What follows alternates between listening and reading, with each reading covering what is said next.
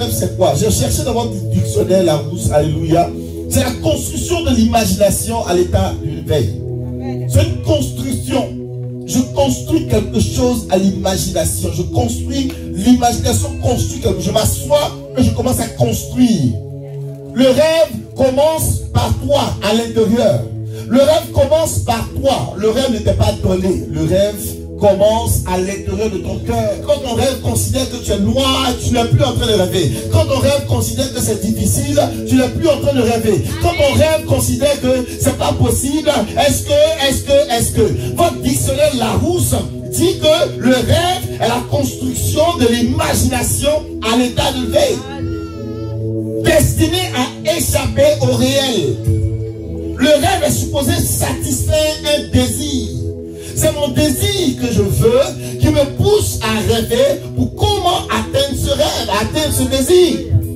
Oui, je peux rêver être dans une maison. Je peux rêver prêcher la parole. Je peux rêver avoir 100 000 membres dans mon église. Le rêve est possible et le rêve est normal. C'est normal de rêver. Un chrétien qui ne rêve pas limite son Dieu. Un chrétien qui ne rêve pas limite le potentiel de son Dieu. Un chrétien doit rêver. Un chrétien doit avoir de l'imagination dans son esprit. Un chrétien est comme Jésus-Christ de Nazareth, qui a été créé à l'image de Dieu. Et Dieu a dit, let there be light. Créons l'homme à notre image. Il a pensé l'homme et l'homme a été créé. Il a pensé animal et l'animal a été créé. Il a pensé forêt et la forêt a été créée. Il a pensé jardin et le jardin a été créé. Quand tu commences à penser, les choses commencent à se manifester. Si ce matin j'appelle à l'existence les choses invisibles. Rêve. Le rêve ne considère jamais la réalité. Dis Seigneur, donne-moi de ne plus considérer, je ne t'entends pas, donne-moi de ne plus considérer la réalité. La foi ne te donne jamais de regarder la réalité. La foi te donne de regarder l'impossibilité. La foi te donne de regarder les choses impossibles. Dis Seigneur, je veux rêver ce soir. J'ai une entreprise de transport, je veux rêver. J'ai une entreprise de commerce, je veux en rêver. J'ai une entreprise informatique, je veux rêver. J'ai une entreprise, Seigneur, dis avec moi, je veux rêver, je veux rêver. Seigneur, donne-moi un rêve. Celui qui ne rêve pas va toujours avoir le même salaire. Il ne va jamais se plaindre. Celui qui ne rêve pas va jamais demander la possibilité d'une promotion. Celui qui ne rêve pas ne va jamais se lever. Il ne va jamais attaquer. Or, la Bible nous déclare cette année, soit lève-toi, sois éclairé, car ta lumière arrive. Si tu te lèves, ta lumière viendra. Si tu te lèves, la porte s'ouvrira. Si tu te lèves, ton rêve se réalisera. Si tu te lèves, dis Seigneur, I have a dream. I have a dream. Dans le livre de Genèse 37, Genèse chapitre 37, la Bible nous parle de Jacob.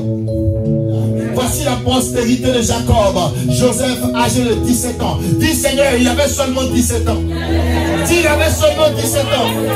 Jeunesse, c'est à vous que je parle ce soir. C'est le meilleur moment de rêver à 17 ans. C'est le meilleur moment de rêver quand on est jeune. On ne rêve pas, on ne commence pas à chercher à rêver quand on a 40 ans. Pendant que vous êtes jeune, le Seigneur peut commencer à faire les grandes choses dans votre vie. C'est le moment de rêver. Enfant de Dieu, avec mon Seigneur, je dois rêver. L'Esprit de Dieu insiste sur 17 ans pour qu'on comprenne que si Dieu a fait quelque chose dans la vie de ce jeune Joseph, il peut le faire pour toi qui as 33 ans. Il peut aussi le faire. Pour toi qui as 40 ans, il peut le faire. Esaïe a écrit Esaïe, il avait 14 ans. Quand Esaïe était choqué par l'onction de Dieu, il a commencé à écrire, il avait 14 ans. Je ne peux pas servir Dieu, je ne peux pas prêcher la parole. Non, je ne sais pas si les gens vont m'écouter. Non. Le rêve ne considère jamais la réalité. Le rêve considère l'impossibilité. Ton rêve dépend de l'intérieur. Et Joseph, avec 17 ans, faisait paître le troupeau avec ses frères. Ça ne vous rappelle pas un jeune homme qui faisait paître le troupeau pendant que ses frères étaient en guerre? Cet enfant était auprès des fils de Bilha et les fils de Zéphar, les femmes de son père. Et Joseph rapportait à leur père les mauvais propos. Il était fidèle à son père. Il marchait dans le pas de son père. Israël aimait Joseph plus que tous les autres fils parce qu'il avait eu dans sa vieillesse. Et lui fit une tunique de plusieurs couleurs. Cette tunique aujourd'hui était de plusieurs couleurs. Il y avait tellement de couleurs dedans. Ça représente les rêves que Israël a fait pour son fils Joseph. Tu peux devenir tout, mon fils. Tu peux devenir ce que tu veux. Si tu rêves, tu peux devenir cette chose. Tu veux être rouge, tu peux être rouge. Tu veux être noir, tu peux être noir. Tu veux être footballeur, tu peux être footballeur. Tu veux être docteur, tu peux être docteur. Il ne lui a pas donné seulement un seul rêve. Il a donné à son fils Joseph une tunique de plusieurs couleurs. Tu as la grâce aujourd'hui d'être élevé ou d'être rabaissé, d'être grand ou d'être petit, d'être riche ou d'être pauvre. Mais tout cela dépend de ton rêve. Dieu veut que tu rêves grand. Dis avec moi, Dieu veut que je rêve grand.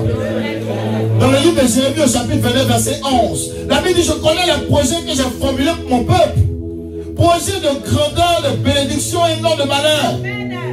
Dis Seigneur, je connais les projets que tu as formulés pour moi. Je t'entends pas. Dis Seigneur, je connais les projets que tu as formulés pour moi.